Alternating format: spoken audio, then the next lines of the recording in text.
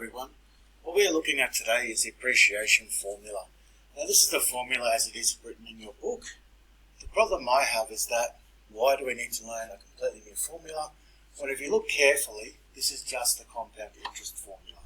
So if I look at it, FV in the compound interest formula equals A. PV equals our principal. So when we're looking at that, if you wish, you can use this formula for appreciation. Personally, I just prefer to remember one formula, so I use this one instead.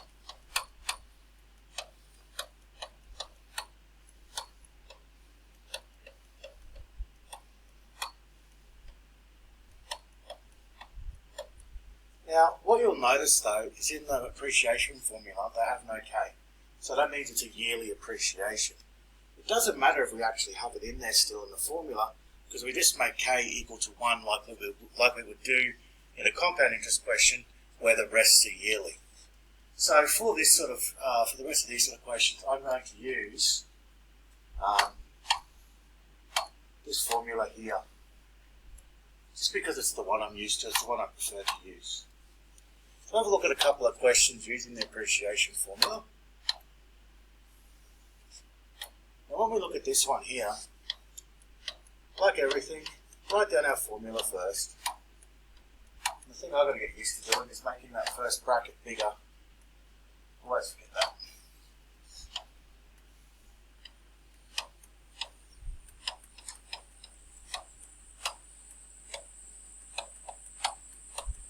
So that's our formula. I prefer that one.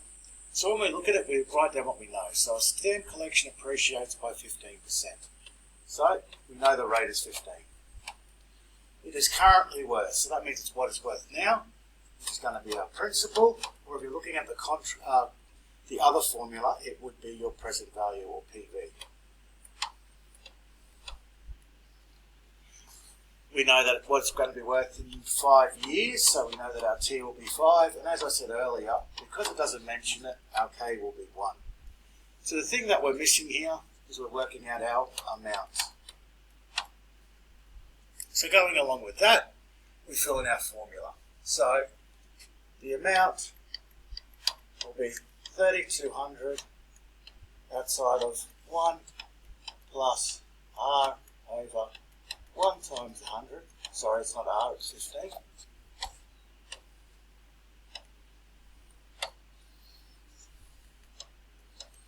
To the power of 1 times 5. So simplify that a little bit so it's easier to put into our calculator.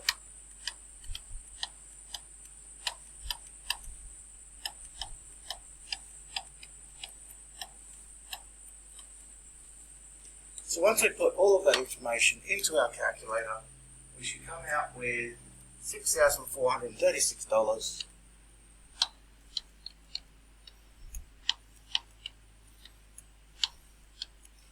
and 34 cents. Now what I hope you realise is this is exactly like a lot of questions we've done when we're talking about the compound interest formula. Sorry guys, the bar on the bottom's turned across a little bit. Okay, so it's exactly the same as compound interest formula. You treat it exactly the same way. The thing you've got to get used to though is the word appreciates can stand in for something like compounding. So in the past I've said you're trying to figure out whether it's simple or compound interest, and compound usually has the word compound in it. Well, appreciates is a similar sort of word. So this one here was finding the amount. What we're going to look at next is this one here. And this one here is asking us for the rate of appreciation. So we're going to be looking at that percentage there.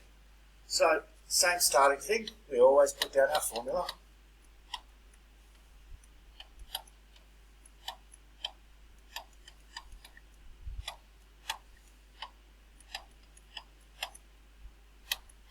Okay, so we write down what we know. So a bottle of a premium Australian red wine was purchased for $180. So that's its principal, its starting value, its present value. 6 years later, so we've got a time, the same bottle fetched 590 at auction. So that would have been your amount, or with the other formula, your future value. Estimate the rate of appreciation. So we are looking for R. So we fill in our formula. So we've got 590, 180, 1 plus R is the thing we don't know. K will be 1 because it's not mentioned. We simplify that a little bit.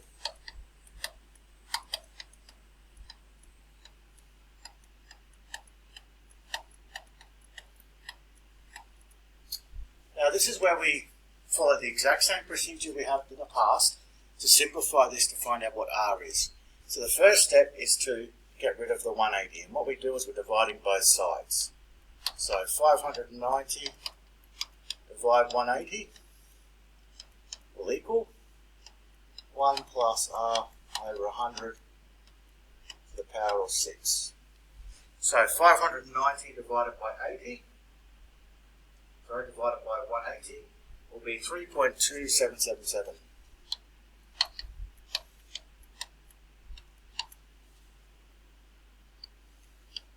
Now remember what I said, if possible it's better to keep your numbers in your calculator for a more accurate answer. But we have to write something on the paper, which is why I've rounded a little bit.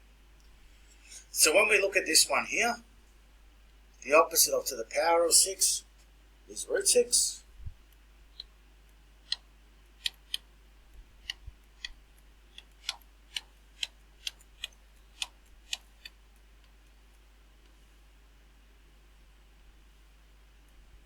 And we end up with 1.2187.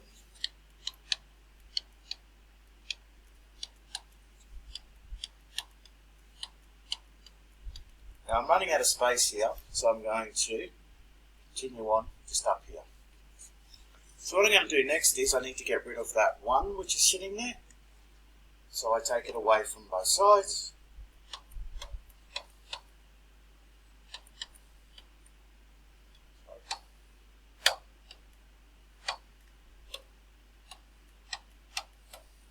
So we end up with 0.2187 equals R on 100.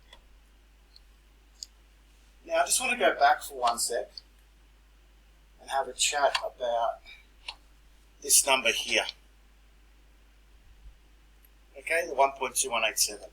This is a really good checkpoint when you're doing these type of questions, because realistically, if that number can't be less than 1, really, otherwise it's a negative rate, which we don't have, and it can't really be greater than 2 most of the time because we normally don't have interest rates over 100%.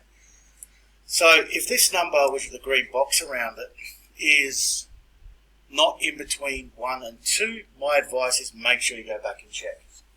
So, back to what we're doing. So the last thing is we've got R and 100. So the opposite of divide by 100 is multiply.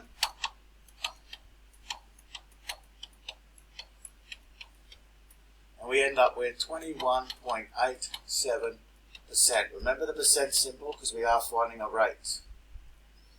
Okay? So the interest rate is 21.87%. As I said, if it's not between 0 and 100, when you get to the end, you really want to check it because that's nearly all interest rates are between 0 and 100%. So that's how we do it when we want to find rate.